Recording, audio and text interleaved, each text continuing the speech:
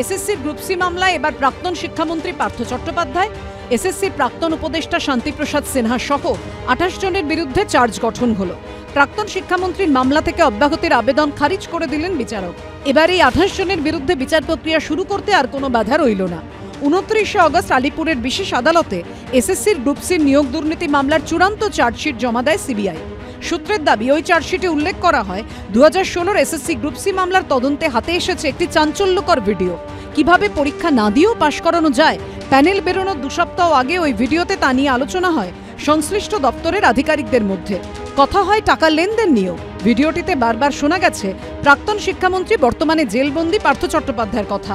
পার্থ চট্টোপাধ্যায় যে এই দুর্নীতির মাস্টার মাইন্ড তা এই ভিডিও ক্লিপ থেকেই স্পষ্ট। শুক্রবার আদালতে এই মামলা থেকে অব্যাহতি চেয়ে আবেদন করেন প্রাক্তন শিক্ষামন্ত্রী।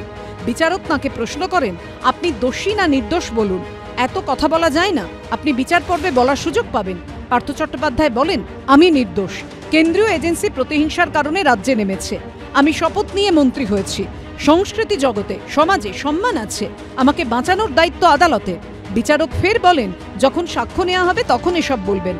পার্থ চট্টোপাধ্যায় বলেন, আমাকে বলতে দিন, 3.5 বছর ধরে জেলে বন্দি, আমি অসহায়, আমি ডক্টরেট, এখানে সবাইকে শিখিয়ে দেব, আমায় ডিসচার্জ করুন। এরকম হলে আগামী দিনে আইনের ওপর ভরসা থাকবে না, আমায় মুক্ত করুন। আমি অসুস্থ ছিলাম, আমার কোনো সামাজিক সম্মান নেই, আমার মামা শিবদাস বন্দ্যোপাধ্যায়, করজোরে বলছি রেহাই দিন।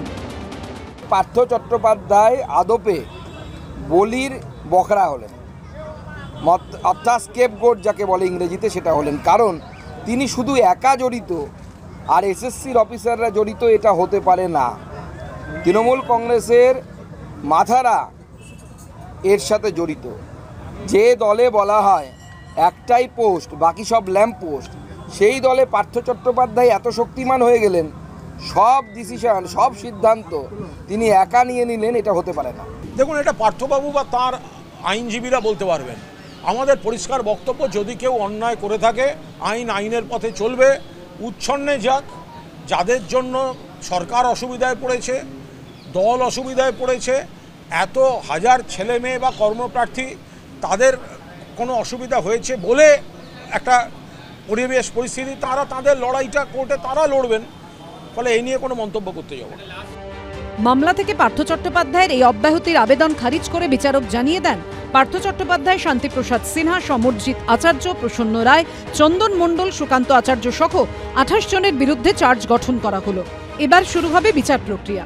প্রকাশ সিনহা, কমল কৃষ্ণ দে ও আশাবুল হোসেনের রিপোর্ট, এবিপি আনন্দ।